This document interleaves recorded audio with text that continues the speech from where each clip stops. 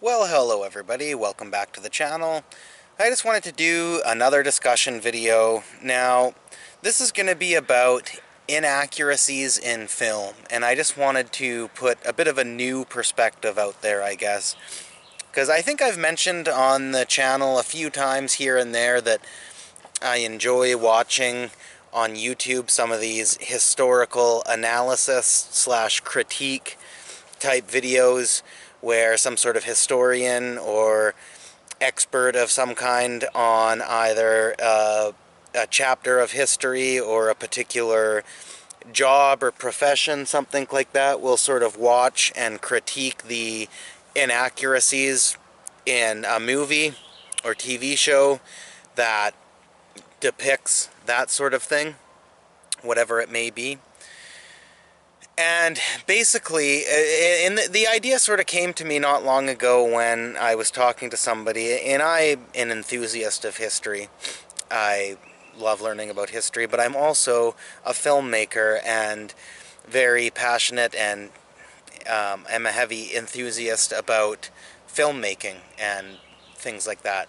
And not long ago, there's a professional or borderline professional, a friend of mine who takes part a lot in, fencing, basically, like sword play, whatnot, things like that. Which I've actually, believe it or not, dabbled into that a little bit, not to any sort of professional level, or I'm certainly no expert in the whole way that it works, but I've looked into it and I've practiced a few things with it myself, and I've known quite a few people that are into it that have shown me some things and whatnot. But I have a friend who is quite heavily into that, and we were talking, and basically what she said was, I forget how the conversation even came up, but she mentioned something about how in movies you'll see somebody in a full suit of armor sneaking up on somebody. And she was saying about how it's entertaining, it's thrilling to watch, and it makes for a cool shot. She definitely wasn't being like super negative about what she was saying, but basically that she has been around armor quite a bit, and not that long ago there was somebody at some fencing tournament or medieval type reenactment kind of deal that was in a full suit of armor and historically accurate armor and whatnot. And that, like the whole time this guy was walking around, you could just hear it clinging and like it was very loud, And there's people on YouTube that are so much more prolific with history and are at way higher of a level of expertise than I probably will ever be, right? So I'm not trying to, this isn't some definitive historical type thing that I'm going to be talking about, but I just remember thinking that, and some of the, say, scenes in a movie where somebody is in full armor sneaking up on somebody, it is quite a thrilling and entertaining shot, but it's nonetheless historically inaccurate. And one thing I've noticed when I watch these videos, and like I said, the people that talk about this are definitely experts in what they know what they're talking about, but a lot of the things they point out are simply, they're not necessarily inaccuracies as much as they are plot lines that are more conducive with proper pacing in storytelling, in the sense that, let's just say, let's take a movie that is very heavily scrutinized for being historically inaccurate, like let's say Braveheart, for example, which I really love the movie Braveheart, actually. But there's two things I'll say about it. One is that I was watching a video not long ago, and basically the guy on there was talking about how William Wallace, in the movie Braveheart, it's sort of like a rags to riches almost kind of story, in the sense where he starts off poor, he starts off sort of at the bottom of the barrel, and then these horrible events happen, and he becomes this rebel, and he ends up, moving up to the hierarchy, like to the a top level of the hierarchy of, you know, Scotland and the people that he's around and whatnot. And they pointed out basically that he wasn't actually this poor person. He was, I mean, Scotland was sort of downtrodden on at that time, but he wasn't one of the poor people per se. He was, you know, he was basically an up there soldier, a knight that was, you know, of quite heavy importance long before he became, you know, the rebel of Scotland. And a lot of the other movies, even though Braveheart is relative, like quite very historically inaccurate in a lot of ways, a lot of the other movies made about William Wallace, they do portray that more accurately in the sense that he is not poor. He is already has some stature in the army,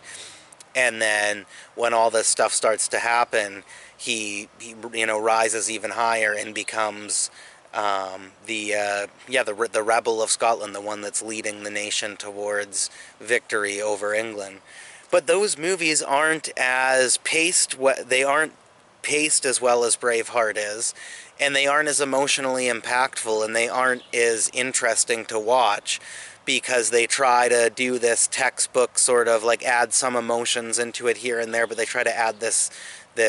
and probably still could be critiqued for being inaccurate in a lot of other ways, but they take a more textbook approach to the character. And whereas Braveheart is very emotional, it's a very sad, emotional, ambient sort of film. And I think, never mind any of the events and how they actually took place, and the armor and the clothing that people were wearing, the weaponry, whatnot, things like that, all of that might be grossly inaccurate and not paint a very good portrayal of the time. But emotionally, it's very accurate, because I think whether it was he was poor and it was a rags to riches story in real life or not, I think that the way that he must have felt as an individual, and the way that the people who followed him and were, you know, behind him and in support of what he was doing, you know, how the emotions play out in the Braveheart movie is probably how people actually really felt, or pretty close to it. So at an emotional level, it is very accurate, and I think that's the thing that these guys on there that do these historical critiques miss a lot of times, is that, you know, documentaries are meant to be, and they should have some emotions to them as well, but they are meant to be more based in textbook facts, and also opinions of people that know about the subject matter that they're covering, and, you know, interviewing people about their sort of take and their spin on things, and showing sort of the modern reality of something that has been cultivated over time. If it's a historical documentary, they'll talk about the past, but they'll also show, you know, the modern, what would you call it? The modern lifestyle that has been cultivated through the changing times, but yet started at an earlier period from a long time ago. So that's different. That's a documentary. But a movie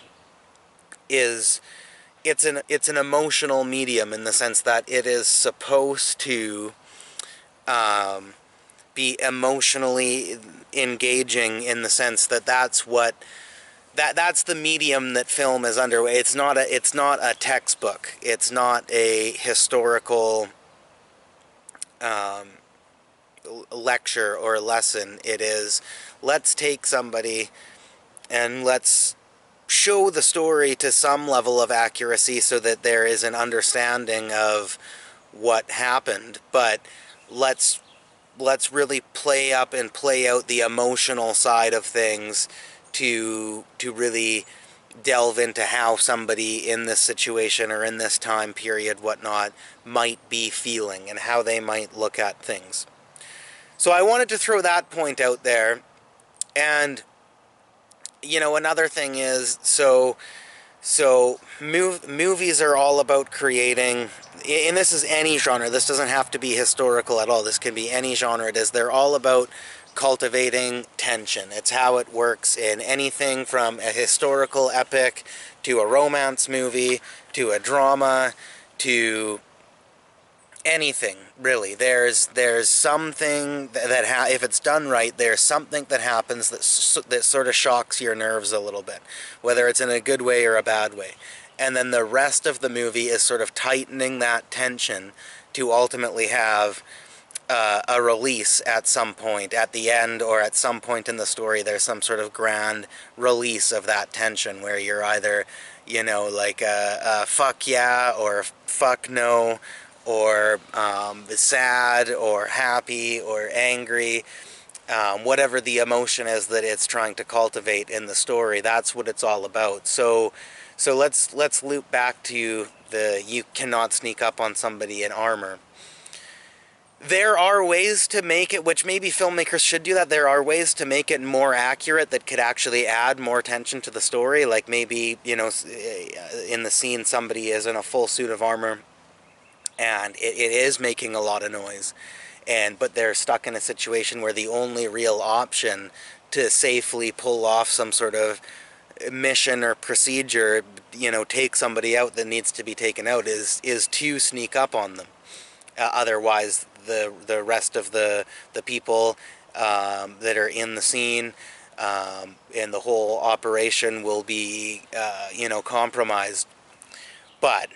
the character was prepared for this big battle, and an unexpected set occurrences happen to the point where they're caught in this situation where they have to sneak up on somebody. You could add extra tension with them still having the suit of armor on, where they are trying to sneak up, but their armor's making some noise, so they have to they have to come up with some sort of bizarre way or unique way to make less noise. And the whole time you're watching the scene, you're like, oh god, like this could go very wrong. This character is caught in this situation. He's got to sneak up on somebody. He's not in the right clothing for it. And that would be, say, historically accurate for that sort of situation and for the equipment that person was wearing. And it would also add tension to the scene where you're like, whether the operation was pulled off properly, but there's this the scene is prolonged more, where he is struggling to try to do this without being heard, or the whole operation goes to shit, and because he was wearing that armor, the mission's compromised, and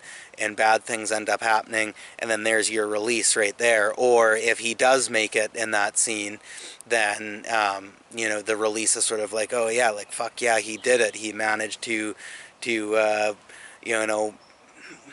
still pull off the operation with all the tension of trying to move in such a way that he's not going to be heard, and hold on to certain parts of his armor to make less noise, and all the while not knowing if this other guy's going to turn around and see him, or if he's not going to be able to defend himself properly, or pull off the kill properly, because he's trying to hold on to and deal with the parts of his armor that are making noise. And I'm fumbling on saying that because, as I said, I'm not an expert on armor and all the different ins and outs of it, and parts of it, like some of these people on YouTube really are. But so filmmakers maybe should keep that in mind, in the sense that they can actually add more tension and create more of a thrilling scene, making things a little bit more accurate, yet being creative with how they could utilize it. But these guys on there, they'll say something like, so in real life, if in a military operation in this historical time, what that person would actually have to do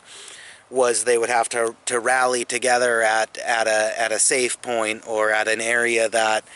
was heavily guarded by their army. And they would switch gear, and they would probably switch into this sort of armor, or this sort of suit that was more suitable for that sort of operation. And that might be, again, true in a historical sense, but as I just mentioned, the art of filmmaking is creating this tension, right? So if you have this scene where they're like, "Oh, damn, we're not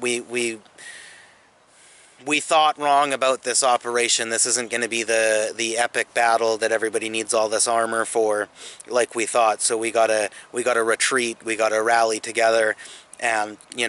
get somebody into to bring in some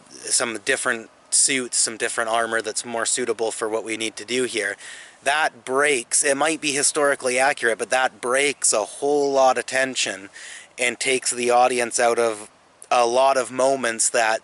they could be really glued to the screen for, anticipating what's going to happen, to accurately represent some sort of military operation. And also, I think when people tell stories, they exaggerate a lot, and it isn't necessarily a lie in the sense that, let's take some sort of wartime type thing, and this is again something I emotionally don't know anything about. I'm not claiming to know anything about battle or being in war or any, like, I don't want to go down that rabbit hole with this, because that's not me. I'm certainly no veteran of any kind.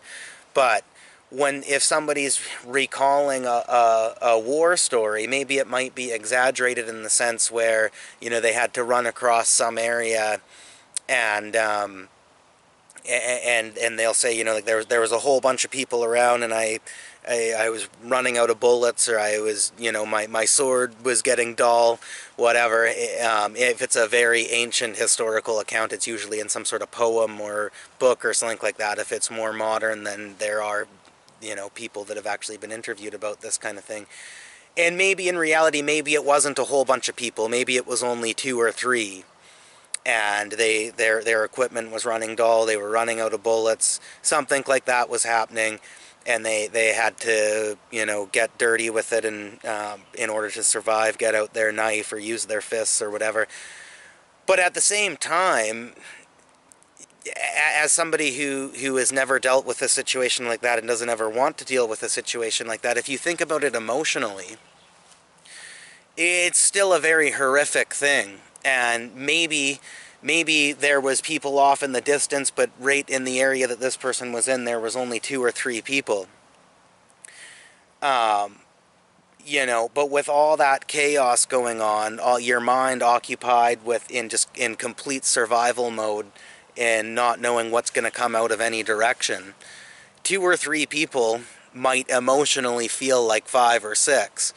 Or, 5 or 6 people might emotionally feel like 8 or 10. So, and they'll point out things like that where, it's unlikely that a scene in, say, a more modern war movie or something, or World War II, whatever, these historical analyst people will be like, oh, it's very unlikely that a situation would play out exactly like that, and if it did, that person might not have made it, because the gun that they were using there only had this much ammo, and this and that could have gone wrong, and one person, it would be very unlikely, if they were caught in that situation, that they would live. But yet at the same time, when you hear these veterans talk, they do talk about surviving crazy situations like that, and sometimes it is accurate that it was this crazy situation that had a very low chances of surviving, that by some miracle they did. But maybe sometimes it could be exaggerated a little bit, and I'm saying that with no disrespect to them, or not claiming that it's a lie, because, like I said, it's easy to talk about all that stuff from a distance, or reading a military procedure textbook, or a historical textbook of some kind. But that's all from a distance. If you put your emotions into it, like a filmmaker is supposed, that's what storytelling is all about. It's like, yeah, it might be exaggerated, but it's still not necessarily a lie, because at an emotional level, as I said, 3 people could feel like 5 in that situation, or 5 people could feel like 10. So I think that some filmmakers completely ignore historical accuracy, and I think that should be rectified a little bit. And so, but I think because there's so much of these accuracy critiques out there, some filmmakers are trying to make things very authentic and very accurate, and they just end up making boring movies that are too long, too drawn out, and have too many pointless scenes and have zero tension to them whatsoever, that maybe historians like because the armor was right, or the weapon was right, or this procedure in this situation was accurate to what they've read about. But yet at the same time, the audience doesn't resonate with it because it doesn't have any sort of emotional tension. There's zero tension to it whatsoever, and anywhere that there could be tension, they keep cutting that tension, severing that tension off to show some scene, pointless scene really, of people going to do this, that, and the other because it might be historically accurate. Where I think, again, it needs to be balanced out in the sense where you can make it fun, you can make it exaggerated, you can make it emotionally engaging in ways that maybe it very rarely was in real life. But you don't have to also go completely on the other side of the pendulum where it's like you're watching this 3.5-hour boring dump of a movie because they have to spend all this time showing this meeting over here and this rally point over there, and they had to change from this into that in this other area, and you know, they realized that these suits or these vehicles or these weapons or whatever it may be in whatever time period wasn't exactly right for that, so then they got to go have another, so then it cuts to people, you know, generals or whatever far off in a distance having some meeting about it, and then everybody's got to go back and they